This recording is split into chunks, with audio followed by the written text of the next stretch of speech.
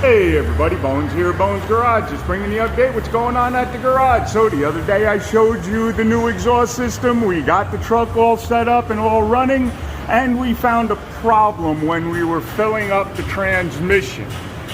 As we filled the transmission up, if you look way up there, you see that indent in the front of the yoke right there? See right there, all the way at the back side, there's that indent on the yoke. Well, that's a bleed hole. That lets air out. There's two different yokes. There's a truck yoke and then there's a car yoke. With the truck yoke, they have a hole right there to let any air that's inside the transmission out. And I'll explain to you what I'm talking about. With a car like this, the drive shaft is almost parallel with the transmission. So in other words, the drive shaft for a car would be way up here, pretty much in line with the transmission. On a truck, the drive shaft is way down here, not in line with the transmission. So as your rear end moves up and down, it moves up and down on an arc going front to back, okay? Now, that is gonna cause the drive shaft to go a greater distance in and out of the transmission tail shaft. As it does that, it pressurizes the air inside. If you don't have the yoke that's correct for a truck, it will blow your seal here and all your transmission fluid will start pouring out. Well, there's also what's called a bell seal inside the tail shaft housing.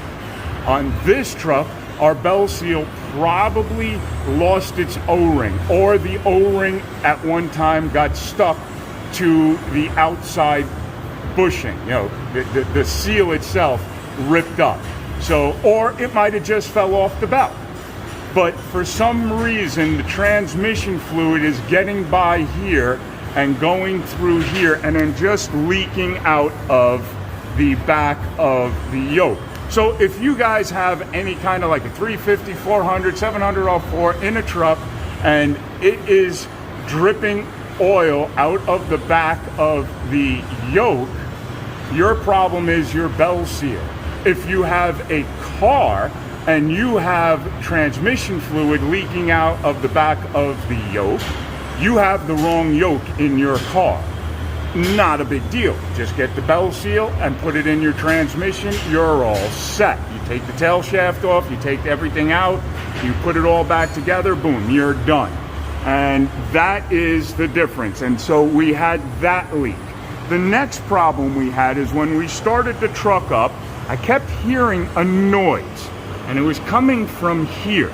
I wasn't 100% sure what it was until I really got the truck in the air and I looked. There's a dent right here, and somebody actually just painted over the dent.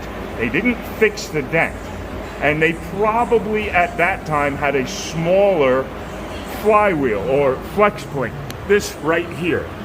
They probably had the smaller one of the two. There's the 156 and the 163. They probably had the smaller plate, so it wouldn't hit here. But when they put the new larger 163 flex plate in, it started hitting. And there's where it was hitting. Look at the mark. It actually burned the paint. And it wasn't really running for very long, just a few minutes. And you can see right where it was hitting that dent. So yeah, we figured out the problem. Woohoo! At first it sounded like something was wrong with the motor, but I know the gentleman who built this motor and he does beautiful motor work. He's been building motors for years for me. And I know he does really good work, so I wasn't worried about that. So I knew what it was. I had an idea what it was. I knew it was coming from the bottom side. I did see the dent previously, didn't think much about it. Figured this has been on this truck for years. Didn't realize they changed to the bigger flywheel. Once I took the piece down, we saw all that, knew exactly everything was good. So there you go. That's what's going on with this truck. Have fun. Talk to you soon. Okay, bye.